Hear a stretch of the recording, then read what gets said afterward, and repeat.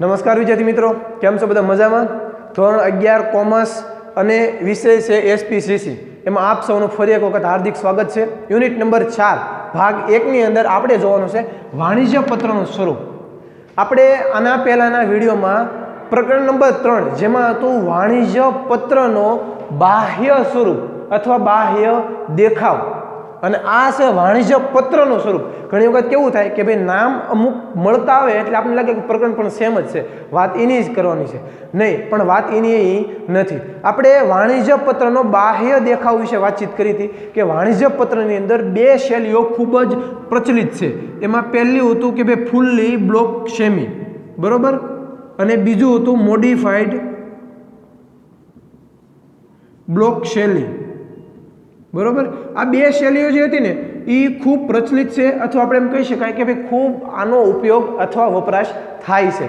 તો વાણિજ્ય પત્રનો બાહ્ય દેખાવ જેટલો મહત્વપૂર્ણ છે, કારણ કે કોઈ વ્યક્તિના હાથમાં પત્ર આવે એ પહેલાના હાથમાં શું આવે છે? નજર એની શેના પર જાય છે? વાણિજ્ય પત્રના પરબીડિયા ઉપર, એટલે કે જેનો કવર જે છે એના ઉપર નજર જાય છે. અને એ બાહ્ય દેખાવ જે છે એ તો સરસ મજાનો હોવો જ જોઈએ. એના કારણે ધ્યાનાકર્ષક બને છે.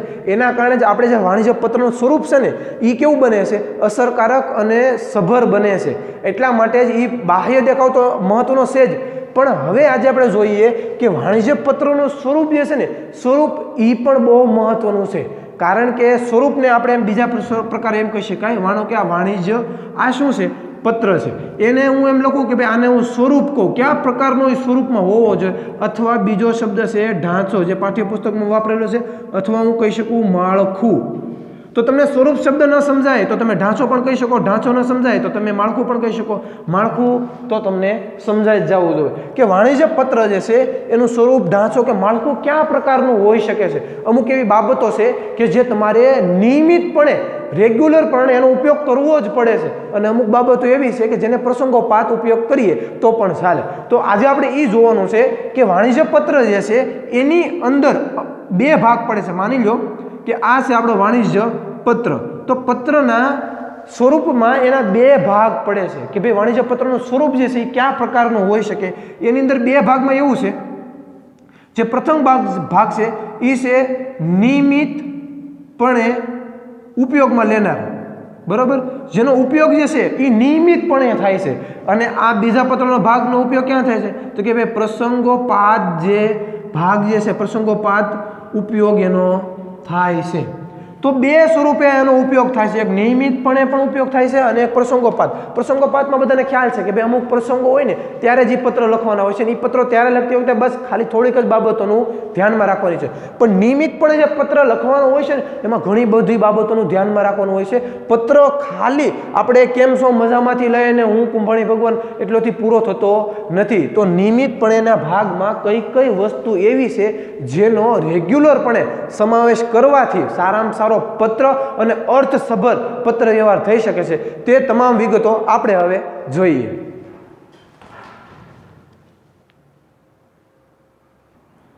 તો આપણે જોયું પત્રોના જે બે ભાગ જે છે એમાં બે ભાગની અંદર પ્રથમ ભાગ જે છે તે છે નિયમિત ભાગ, અથવા આપણે એને કહી શકાય બીજા શબ્દોમાં કાયમી ભાગ. પણ શેનો? પત્રનો. તો પત્રનો કાયમી ભાગ જે છે ને એ સરસ મજાનો પત્ર દોરી અને એની અંદર આપણે જોતા જઈએ કે પત્રનો કાયમી ભાગ જે છે એ ક્યાં સ્વરૂપે હોઈ શકે છે. અહીંયા દોરી દીધો મેં સરસ મજાનો પત્ર થોડોક આડાળો છો હોય તો સલાવી લેજો. આ થઈ ગયો પત્ર. હવે પત્રની શરૂઆત ક્યાંથી થાય? બરોબર, તો એણે સરસ મજાનું પાઠ્યપુસ્તકમાં પણ આપણને કીધું છે કે સૌપ્રથમ શરૂઆત તમારે શીર્ષકથી કરવી પડે. એટલે અહીંયા શું લખવાનું છે? શીર્ષક એટલે કે મથાળું, બરોબર. તમારે ઉપર શું લખવાનું? કંપની છે તો કંપનીનું નામ લખવાનું છે, અથવા પેઢી છે તો પેઢી દુકાનનું નામ લખવાનું છે, બરોબર. તો શીર્ષક લખ્યું, આપણે એની હેડિંગ પણ કહી શકીએ. પછી આપણે લખવાનું છે તારીખ. શું લખવાનું છે? તારીખ. અહીંયા સરનામું પણ કહી શકાય. તો હવે લખવાનું છે તારીખ. તો અહીંયા તમે ઈમેલ પણ લખી શકો છો, અને અહીંયા તમે ડેટ એટલે કે તારીખ પણ તમે લખી શકો છો. તો એક્ઝેક્ટ એની સામે જ આપણને કીધું છે, પત્રની તારીખની સામે શું કીધું છે? અહીંયા તમે એના ફોન નંબર એટલે કે તમારા ફોન નંબર પણ તમે લખી શકો છો. તો આ ફોન નંબરની વાતચીત થઈ. હવે વાત છે આંતરિક સરનામું. શેની છે? આંતરિક સરનામું. આંતરિક સરનામું એટલે કોને આપણે પત્ર લખવો હશે બરોબર, પત્ર લખનાર નહીં, પત્ર મેળવનાર અથવા પત્ર સ્વીકારનાર. એટલે આપણે લઈ શકાય કે અહીંયા જે લખવાનું છે તે છે આંતરિક સરનામું. શું છે અહીં લખી નાખું છું, આંતરિક સરનામું. બરોબર, તો પત્ર જે છે એ કોને લખવાનું છે? પત્ર સ્વીકારનારને. બરોબર, આંતરિક સરનામું તો એને જ લખવાનું હોય ને, પત્ર જે સ્વીકારે છે એને આપણે આંતરિક સરનામું લખવાનું છે. હવે આ થઈ ગયું આંતરિક સરનામું. આંતરિક સરનામું પછી લખવાનું છે સંબોધન. શું છે? સંબોધન અહીંયા જ લખવાનું છે. લખું છું હું સંબોધન, પણ સંબોધન કેવું કેવું હોઈ શકે છે? તો સંબોધનમાં તમને ખ્યાલ હોવો જોઈએ કે આદરણીય સાહેબ શ્રી, માનનીય સાહેબ શ્રી, બરોબર, તો પછી બેંક મેનેજર શ્રી અથવા શ્રીમતી, તો એ બધા છે ને એ સંબોધન છે. તો સંબોધન લખવાનું છે. તમે તમારા મિત્રને લખતા હોય તો આદરણીય મિત્ર શ્રી એમ ન લખો તો ચાલે, તમારે ખબર છે પ્રિય મિત્ર, બરોબર, ડિયર ફ્રેન્ડ્સ એટલું લખો તો પણ એ સંબોધન કહેવાય. તો હવે સંબોધન લખ્યું. સંબોધન લખ્યા પછી જે છે એ શું છે? તો કે પત્રનો મુખ્ય ભાગ છે. મુખ્ય ભાગ જે છે એ 3 ભાગમાં વહેંચવામાં આવે છે.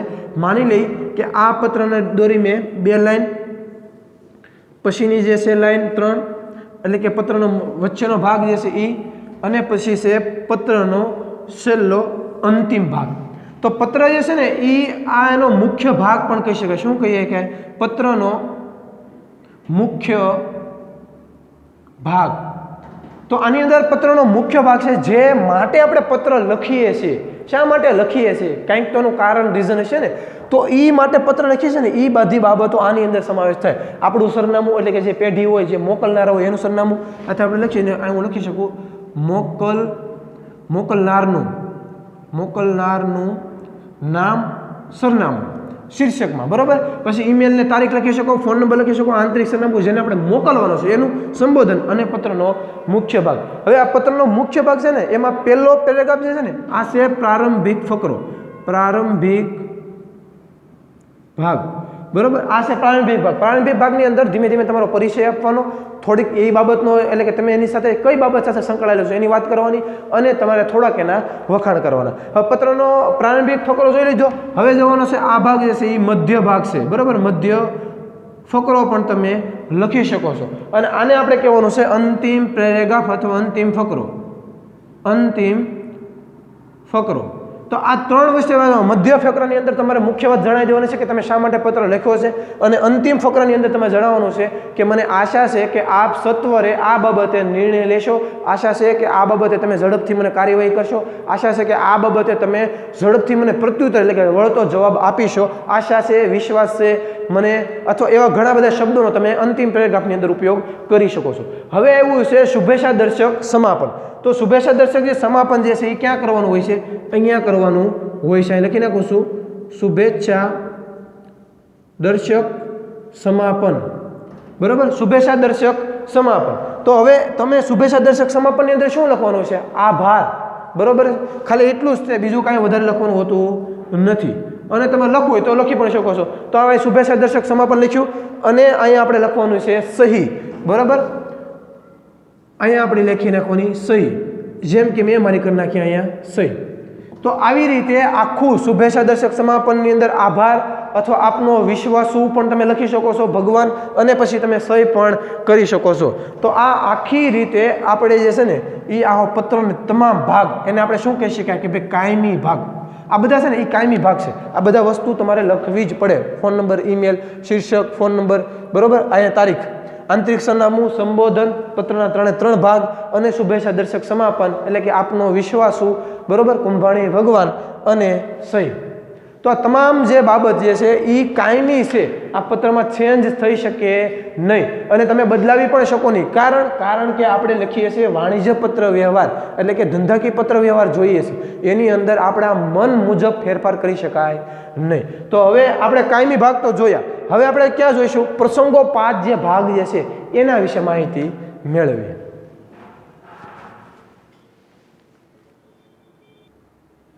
તો હવે આપણે પત્રના બીજા ભાગ બાજુ જઈએ, જેનું નામ છે પ્રસંગોપાત ભાગ. એટલે કે આપણે કાયમી ભાગ જોઈએ, જેની અંદર આપણે 7 બાબતોનો ઉલ્લેખ છે એ આપણે જોયો કે ભાઈ જે એમાં શીર્ષક એટલે કે મોકલનારનું સરનામું અથવા નામ હોય, ઈમેલ, તારીખ, ફોન નંબર, આંતરિક સરનામું, સંબોધન, પછી મુખ્ય ભાગ શુભેચ્છા દર્શક સમાપન ને સહી. આ બધી વસ્તુઓ આપણે 7 ભાગમાં જોયું. શેમાં? પત્રનો કાયમી ભાગ અથવા નિયમિત ભાગ. હવે જોઈશે પ્રસંગોપાત ભાગ. હવે આ ભાગ જે છે એ ક્યારે કામમાં આવે? પ્રસંગોપાત કીધું છે.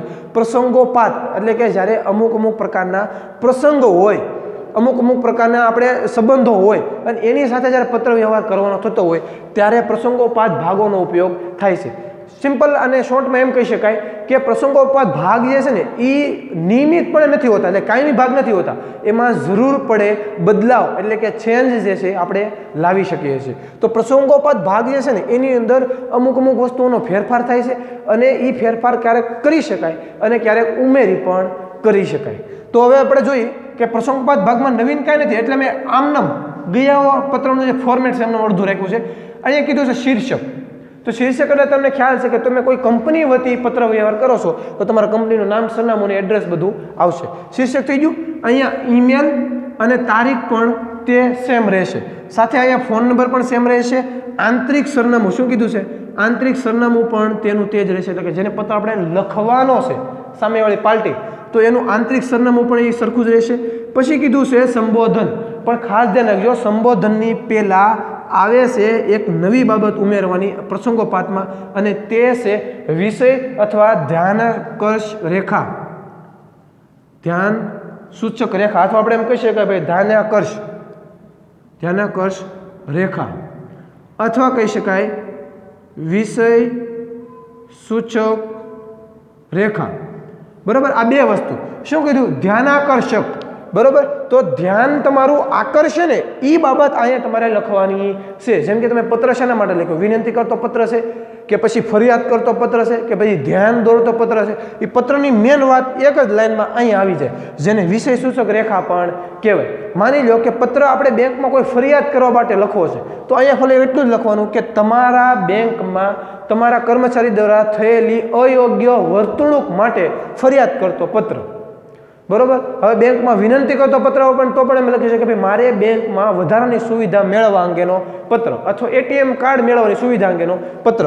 તો એ પત્ર વાંચનારને ધ્યાનાકર્ષ રેખા ઉપરથી ખ્યાલ આવી જશે કે પત્ર શેના સંદર્ભમાં લખાયો છે, જેથી કરીને એને ખબર પડે કે ભાઈ પત્ર ફરિયાદનો છે, વિનંતીનો છે. એટલે આખો વાંચા પહેલા સમજી જાય કે પત્ર શેના વિશે છે.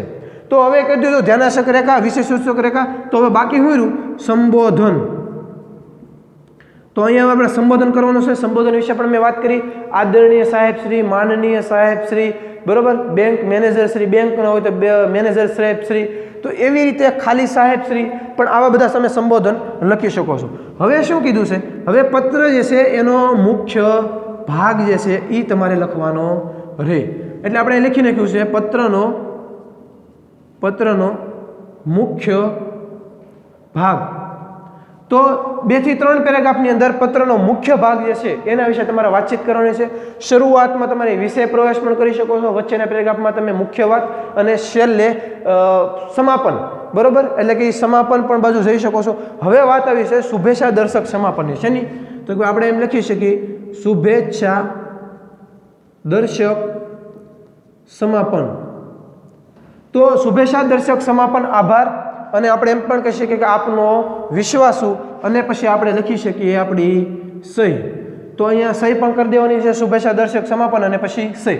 મેં ભેગું એટલા માટે બંને લખ્યું છે કારણ કે હજી એક વાત ઉમેરવાની છે પ્રસંગોપાતમાં, અને એનું નામ છે બિડાણ. શું છે? બિડાણ.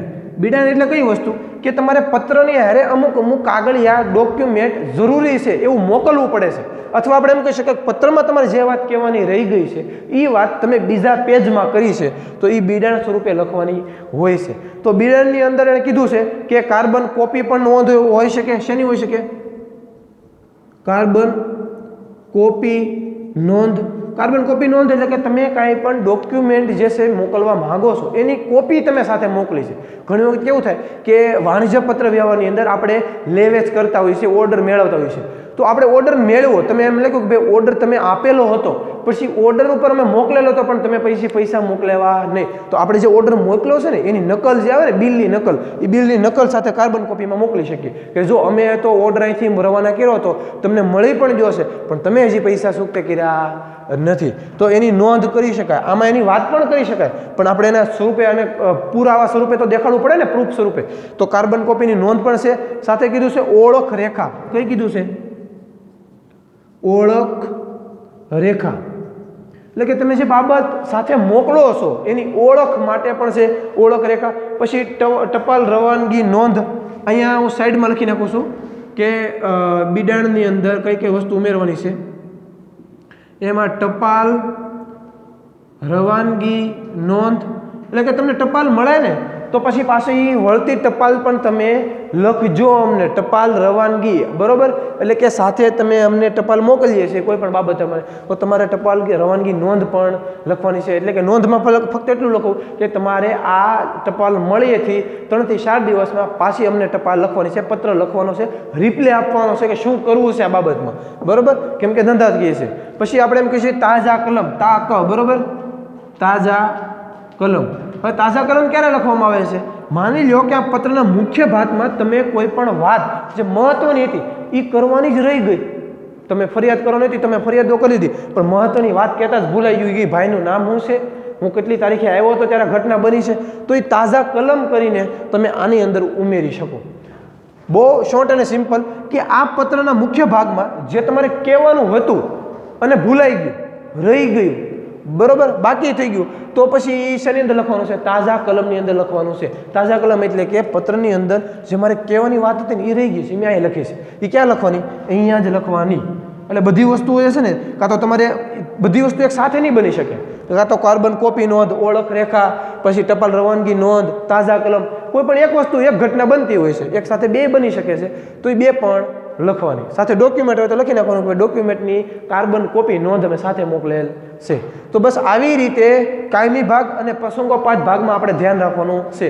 અને આ બાબતે આપણને શીખવા મળે કે કોઈ સાથે જ્યારે આપણે પત્ર વ્યવહાર કરીએ છીએ ત્યારે ખરેખર પત્રનું કેવું સ્વરૂપ છે, અને પત્ર વ્યવહારમાં ધ્યાન રાખવાથી આપણો પત્ર અને આપણે ધંધાની છાપ એક અસરકારક રીતે ઉપજી શકે છે. એટલા માટે જ કહેવાનું છે કે ભાઈ શીર્ષક જે છે એ આખું જે છે એ સરસ મજાનો પત્ર પણ બને અને એની અલગ અલગ બાબતો જે છે એની નોંધ કરવામાં આવી છે. આ પ્રસંગોપાત છે, આમાં ફેરફાર કરી શકાય છે, પણ આ મેન વસ્તુ છે ને, શીર્ષક, ઈમેલ કે ડેટ, આંતરિક સરનામું, ફોન નંબર, ધ્યાનાકર્ષક સંબોધન, એ મોટાભાગે એટલામાં ફેરફાર થતો નથી. ધ્યાનાકર્ષક વિશેષક રેખા એ છે પ્રસંગોપાત જ આવી છે, બરોબર. આની પહેલાં કાયમી ભાગમાં હતી નહીં. તો અમુક બાબતો છે એનું ચેન્જિંગ એટલે કે એનો બદલાવ થતો નથી, પણ અમુક બાબતોનો બદલાવ શક્ય છે અને પ્રસંગોપાત થાય પણ છે. તો હવે તમે એમ કહેશો કે સાહેબ આ શીર્ષક જે છે એમાં શું શું લખવાનું હોય છે, એમાં કઈ કઈ વસ્તુઓ આવે છે, પછી કેવી રીતે લખવાનું હોય છે, એના કેટલા પ્રકારો કે ધ્યાનમાં રાખવાની બાબતો તો હશે ને, એના ક્યાંક તો લક્ષણો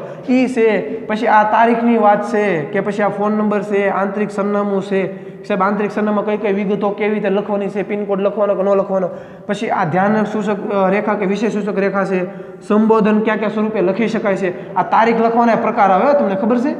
આપણે ભારતમાં તો કદાચ કહી દઈએ હાલો કે ભાઈ આજે કેટલી તારીખ થઈ કે ભાઈ 28 થઈ, તો 28/12/2020 અને સોમવાર, તો એમ આપણે એટલે પ્રકાર, પણ તારીખના અલગ અલગ દેશમાં, બરોબર, બધા કન્ટ્રીની અંદર કે દેશની અંદર અલગ અલગ પ્રકાર છે તારીખ લખવાના પણ. તો તમે કયા દેશમાં મોકલવા માંગો છો ને એ પ્રકારે એનો પ્રકાર જાણવો ખૂબ જરૂરી છે. સાથે પત્રના જે મુખ્ય ભાગ જે છે એ સાહેબ કેવી રીતે લખવા, બરોબર, એ તો બધું ડીપમાં તો જાણવું તો પડે ને. પછી શુભેચ્છા દર્શક સમાપન હોય કે સહી હોય એ કઈ રીતે લખવી, સહીની સાથે બીજું કાંઈ લખવું હોય, માનો કે સીઈ હોય બેંક મેનેજરનો, બરોબર, અથવા આપણે એમ કહી શકીએ કોઈ કંપનીનો સીઈઓ હોય, મેનેજર હોય, તો એની પોસ્ટ પણ લખવાની હોય છે. અને સાથે આ બિડાણ જે છે એ કયા કયા સ્વરૂપે હોઈ શકે, સાહેબ એનું તમે ઉદાહરણ જો, એક્ઝામ્પલ આપીને સમજાવો તો વધારે સમજવામાં તમને પણ મજા આવે. તો આ તમામ બાબતો જે છે એના ઉપર આપણે વિગતવાર ડીપલી સમજવાનું છે, પણ આ વિડીયોની અંદર નહીં, આવતા વિડીયોની અંદર. તો વિડીયો જોતા રહો, કારણ કે પત્ર જે છે એ વાણિજ્ય પત્રનું સ્વરૂપ છે અને તમને પણ ધંધાકીય વ્યવહારની અંદર આગળ જીવનમાં ખૂબ જ ઉપયોગી થવાનું છે. તો આગળ જોતા રહો, કારણ કે દરેક ટોપિક વિશે આપણે ડીપમાં એટલે કે ઊંડાણપૂર્વક અભ્યાસ કરીશું. થેન્ક યુ, જય હિન્દ.